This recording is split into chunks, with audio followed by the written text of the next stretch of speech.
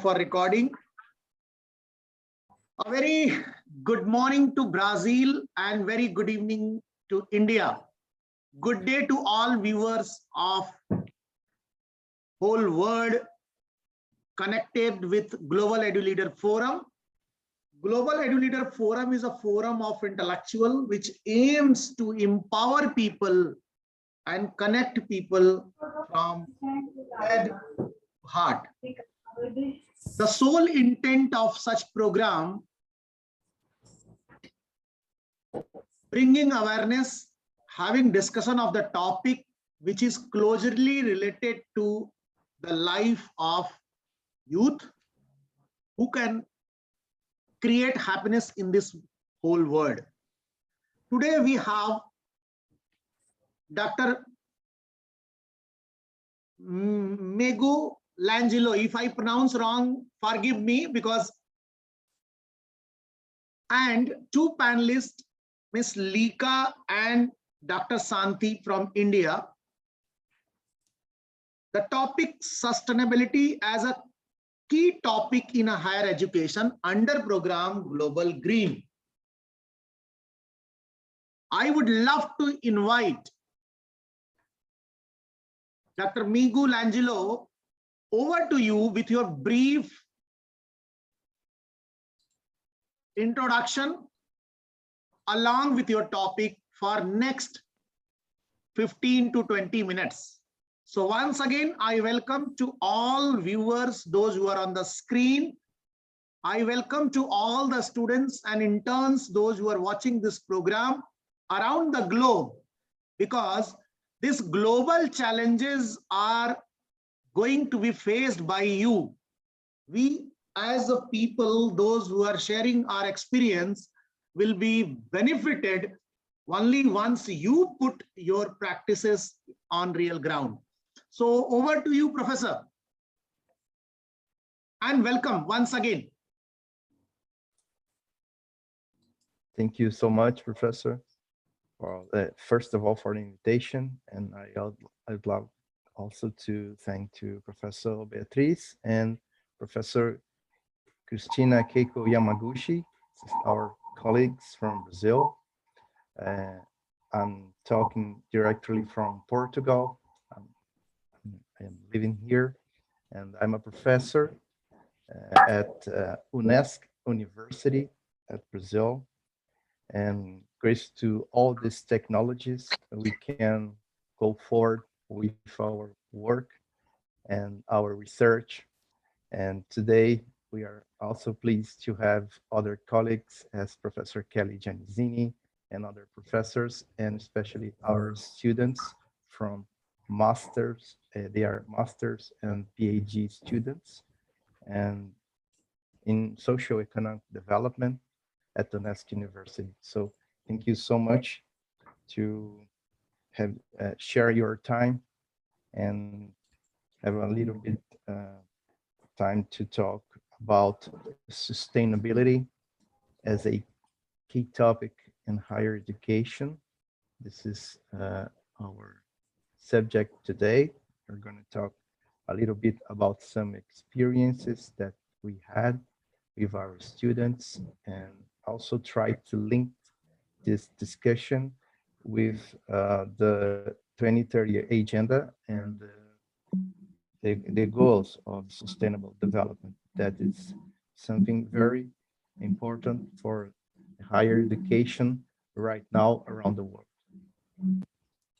I don't know exactly, Professor, how many time I had to expose the and talk a little bit about this issue, and if you also would like to interrupt me and pose some questions, you're hello, please be my guest in this case. Okay. Sure. You can have an open topic. We will take a question in between if anyone has a specific question on this. Okay, let me see. So first of all, I would like to say that I'm a PhD in agribusiness. This is the area that I did my PhD, or I earned my PhD. But I was investigated the sustainability and the market for agricultural chains. And I discovered during my PhD research that the knowledge is something very, very important along the agricultural chains. And I was very curious to know more about how this knowledge flows. And I discovered and I realized that, first of all this knowledge come from the universities, come from the research, the courses that many stakeholders, many people that are involved with these agricultural chains received from their uh, from their education. You know? So for that, I was moved to my postdoctoral training that I had at the Lusófona University here in Portugal.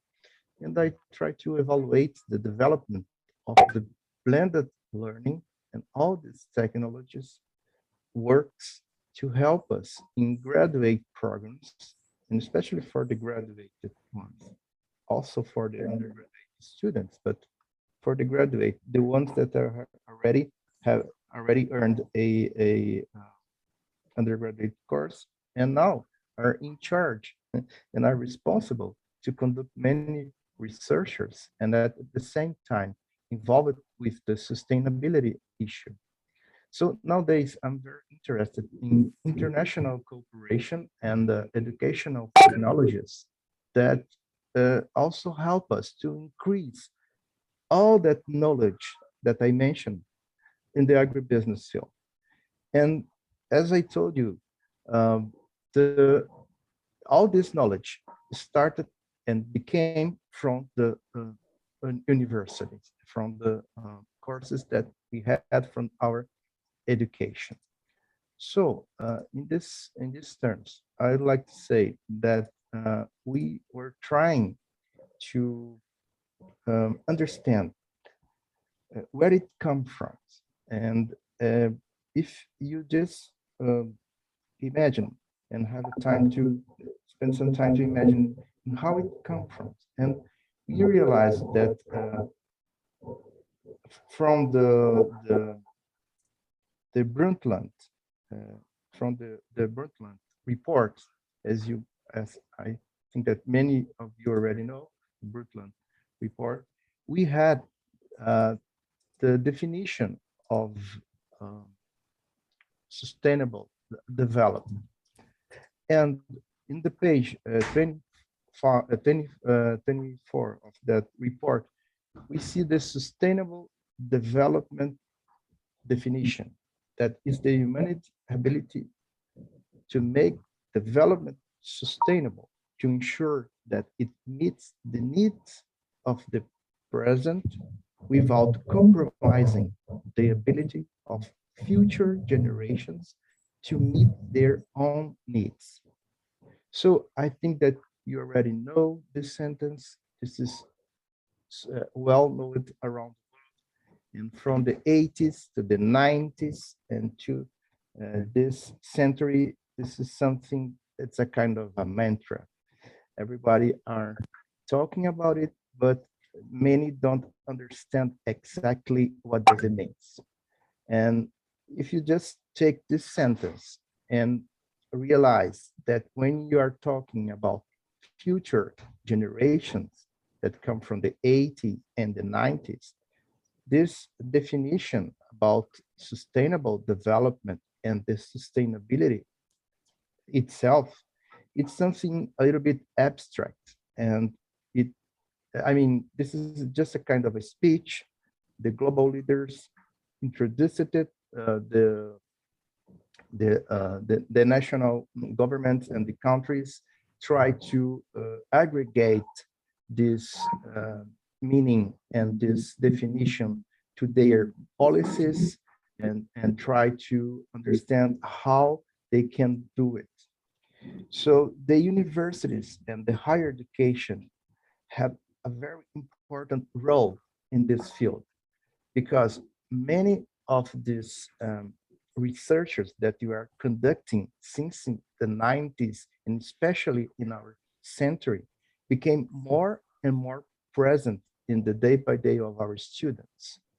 So if you just think about a very traditional course like law or management, we think that these courses till the 90s don't have sustainability issues, don't have any kind of courses that were handled new uh, with this new topic. And just from the last 20 or 20, 20 years, this became something very important. And especially because of the goals of sustainable development that you already know. And because this is something very important when you talk about the sustainable development goals.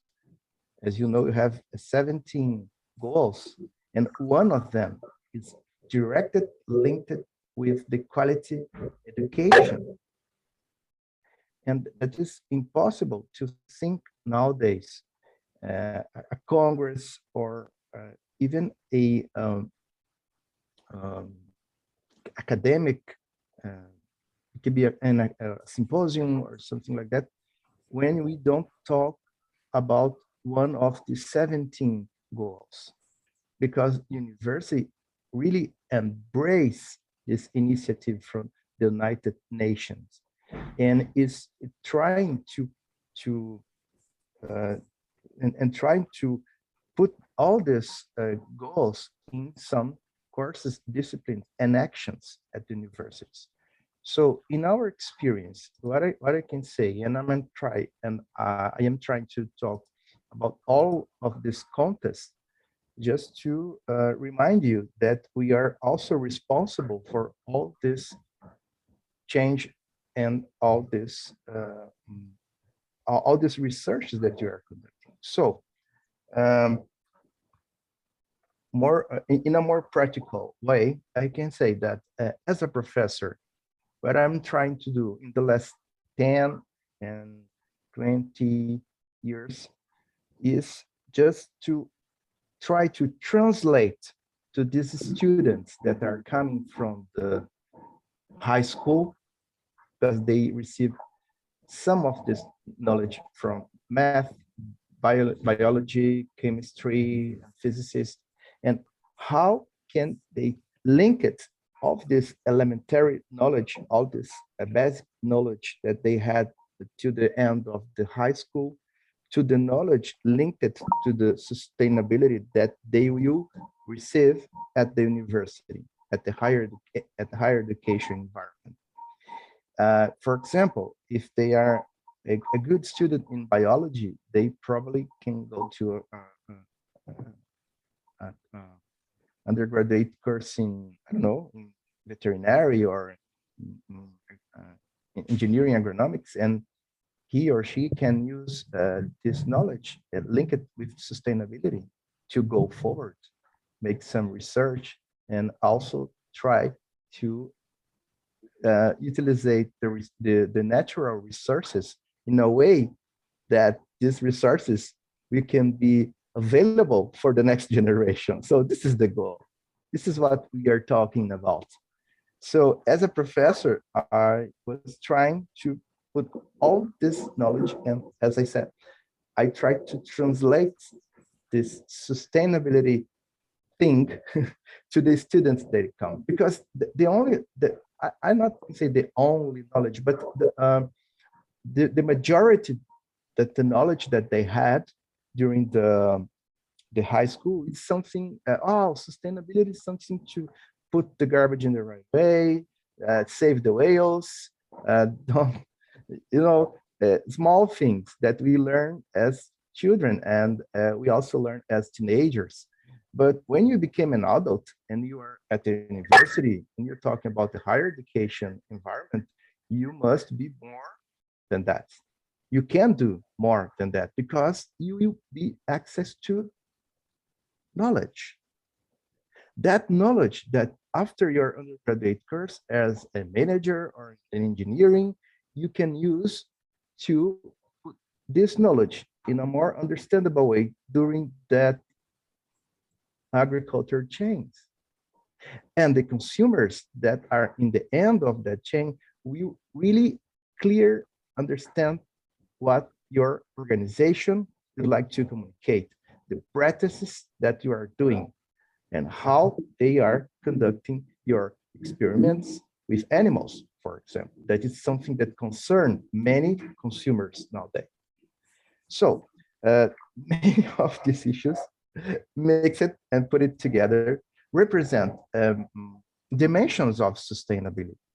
As you can know, we can also talk about 10 sustainability dimensions nowadays: the ecological, environmental, economic, social. This is very spread away since that book, Cannibal with Pork, since the triple bottom line. But we have something more that are coming, and because we are more complex than that. Our society are more complex than that. So in the recent years, we can also saw an emerging dimensions of sustainability, like technological, spatial, territorial, cultural dimension, the political dimension. It can be national or international. The legal political dimension, the ethical dimension. This is something very interesting. And also the psychological dimension. I mean, that there are several dimensions that are coming. And why they are coming? They are coming because we have demands that in our higher education environment is something that someone are thinking, are reflecting. So as professors, we are trying to include in our students' mind many of these demands and many of these concerns.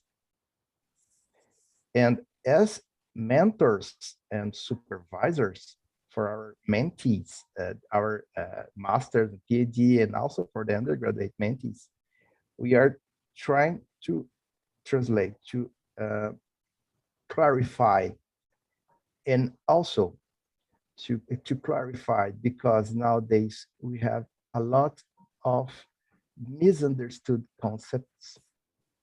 We have a lot of fake news and fake information about what is a sustainable practice and not, and also about a lot of critics and skeptical groups that we have nowadays. Oh, sustainability is bullshit. Sustainability is something that doesn't matter. So this is to just to start our conversation and a little bit to also encourage you to participate. So, Professor, I have a very specific question regarding your topic. Very beautifully elaborated. Elementary education need to start with integrating people to the higher education, because we are not aware of about our health, about our agriculture, about our nature, about our surroundings. So most important factor, if we take about climate change, if I talk very specifically, we know we are surviving on this earth with air, water, but how much we are concerned about it? Are we practicing in daily life from the elementary education? Or this is one of subject where we can write beautiful notes and we need not to practice it? So Professor, your insight, how much students are concerned about air, water, and nature, especially in higher education? And what is our specific goal? How we motivate them? How we bring them? You know, this is not for others. This is for our own. This pandemic has proved people have died because of their immunity. People have died because of oxygen. So oxygen which we are using, it is not produced by us. It is the plant which nature has planted. These plants are planted by our grandparents.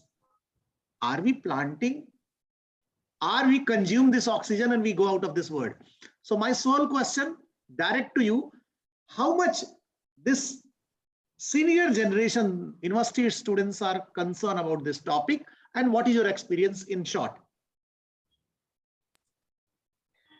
Professor, it's a very interesting question because you are talking about basic elements, and we probably know that this is some kind of knowledge that our students already, well, we imagine that they already had when they come from the high school. But as I told you, unfortunately, many of them don't realize how important it is to link the, the, the air pollution with quality of life. The water treatment with a better education. Because when you, even at home, if you were a good student and you had a nice high school, you probably have this knowledge and how to handle with polluted water. You can filter it. This is something that you don't need to go to a university to know how to do it. Okay, but if you don't realize, because during your entire life you had access to non-polluted water and to a good air to breathe, this is something that you never understand. Great. Because you are just in your neighborhood, you are in your city. But when you go to university, you probably had another experience, people with another background. They come to a poverty community, for example, they come to another country, or they come to a region that was very polluted by a big company that don't respect the protocols, etc., etc., etc. So it need to be a kind of exchange point of views. And Great. The students also need prepare, and we are this filter, professor, we researchers, to conduct these differences and how to handle with this difference in our lab or in our classroom. Because otherwise the students will just think, oh, you are wrong and I'm right. My point of view is the best point of view because you polluted all the air or all the rivers in your region because you don't know how to handle with that. This is not their fault. Great. I have two panelists, Lika and Dr. Santi. My direct question to you, Dr. Santi, first, and then Lika, I'll come to you. And I want youngsters or researchers, those who are on the screen, they can also contribute. Let's talk about how much we contribute and how we motivate setting up example, awareness towards the nature. I say nature, it means sunlight, water, and air, very specifically. So Dr. Santi, you're a motivational speaker. I would love to hear. Unmute and just your take, 3 to 5 minutes. Sure. I love nature because I am basically art and culture, my basic motivation, and as well as I'm an entrepreneur. So I want this specific question, I want to elaborate in widely also because I love nature and always I am protect how possible, of course, 100% possible if we are doing. So I am motivated because once I want to motivate, I am an example. So yeah, I am a role model with myself. So after only I am talking with others. So in my way, 100% I am friendly for nature, and then as well as in art, always I am touching with my nature only. This is my. You are taking a specific my touchable Great. question topic. So as well as. Yes, tell me, sir. My direct question is, we have to set example by doing it. Fine, it is okay. Yes. But how we rate, how many are being motivated? People say do plantation, but from childhood till this date, is there any data I used to encourage, I appreciate effort of Beatrice once we did plantation by the KG and small students. And we had a thought in mind, why not on each birthday? Why not on each anniversary? We must plant. So such type of I am thought. planting. Yeah, please. I am planting in every birthday, and as well as any initiate means, of course, I am planting at least plant, not possible trees.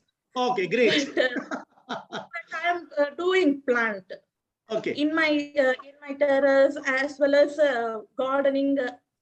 I am so much loving. I'm not. I am doing means I'm going to the garden area. I want to see the nature and enjoy the nature with my mother, like an touchable mother in my nature, and I will drawing. This is my In India, my way. in India, one of the child of 3 years is being awarded by the President of India. She has planted 2,500 trees on her birthday. She has a wish and desire. She has to plant trees. Lika, you are dealing with international students. You are master of Okay. language. So Thank how you. we motivate language people towards nature? My call is on nature. Okay. I say good day, good evening to everyone once again. As you mentioned, I'm an English teacher and Georgian teacher for my international students. I think these education people, it's normal. They already know how to be carefully with the nature. They love nature. But I think the state, the government must be spread this information at educational centers, schools, universities, and make the program and manage this program and spread in the whole country. And the children study from their childhood how to carefully save their nature.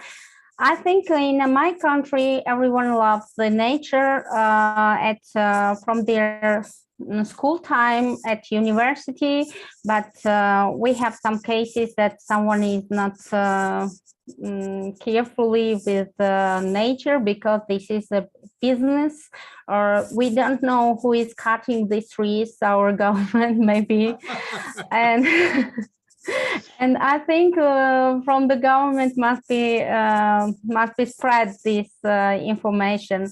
When I was a child, I remember at this moment I had article at the newspaper, and we will plant trees, and we will make green our environment.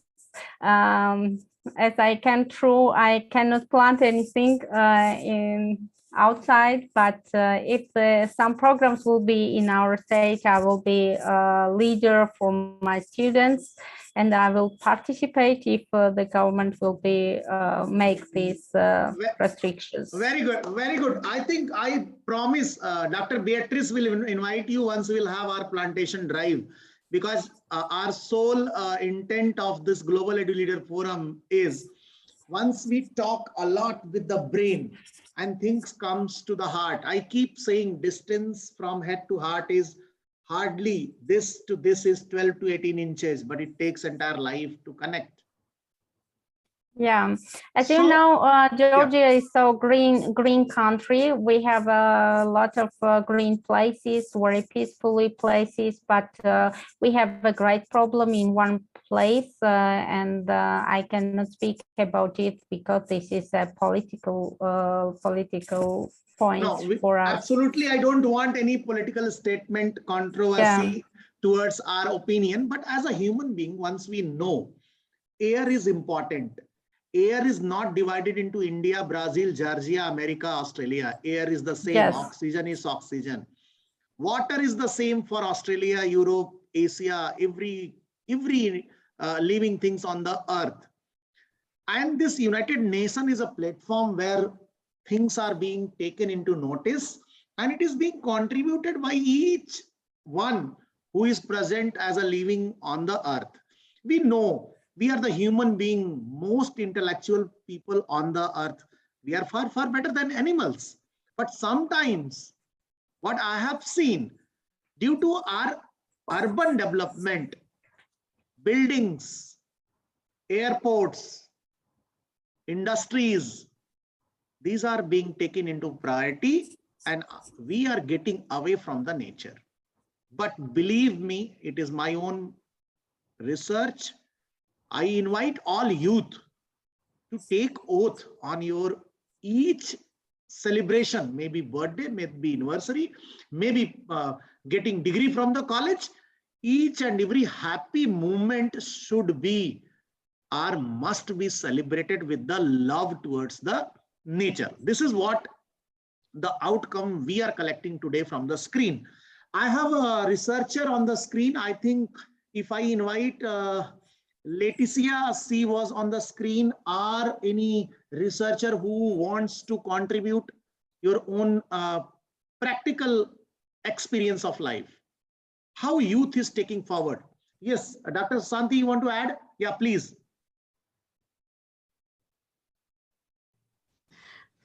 And some notes I'm taken. Yeah, please. So I want to share.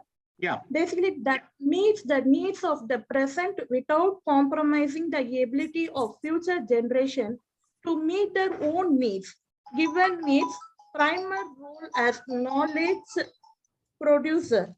Higher education can serve as a powerful means to help generate a more sustainable future. Of course, in practice, only possible. So we are the example for future generation. Once we are do, of course, future, of course, follow it. Great. This is my wonderful, wonderful. And this is the one of the great example on the screen. Dr. Beatrice is very, very much concerned about the happiness, humanity, and greenery. All credit goes to her because she always connects people heart to heart. Madam Maria is always on the screen. Always we receive blessings even though she is busy. So Beatrice, your closing sentence, over to you. All right. First, I would like to thank Christina Yamaguchi for helping to organize this program. I would like to thank the speakers and classes. Thank you, the Global Edu-Leaders Forum and founder, President SK Singh, for giving us the honor of having international programs again. In my opinion, it's necessary to use children to observe nature and what it offers to us. I also believe that we have the opportunity to alleviate poverty and generate a source of income with the circular economy. We need joint humanitarian actions between parents, teachers, schools, and universities. Use creativity and entrepreneurship from the bottom up. It is no longer possible to wait. These actions need to be quick and practical. And with changing habits, that starts the parents and the school, where the pillars of sustainability need to be informed. It's just using creativity. We have too many products. It was never invested in circular economy. There was always a waste of products and food. Thank you very much to everybody that participated today, Thank you, Beatrice, and heartfelt gratitude from India and all the participants from Brazil. Indeed, it was a very happy moment to have professor on the topic. Thank you, Lika from Georgia. Thank you, Madam Maria on the screen. And thank you one and all those who are going to watch. As per United Nations 16 point of sustainable goals, today is specifically education and climate, nature saving was the two topics which we have discussed. We'll catch you later with some other topic with more vibrant program. Once again, from Global Edu-Leader Forum, thank you, Beatrice. Thank you, Professor. Thank you, Lika. Thank you, Dr. Santi, one and all. Catch you soon with the other program. Bye-bye. Have a Bye. Good day for Brazil, Bye. because whole day has to come. And very, very good evening to Indian and all viewers, those who are going to watch this program on Facebook, on LinkedIn, on other social media, Twitter, Instagram, and everywhere. We'll have some more topic which is going to touch our heart. Brain has a lot. Let's do something for heart. This is what we are aiming. Bye-bye. Bye-bye. Thank you. Bye.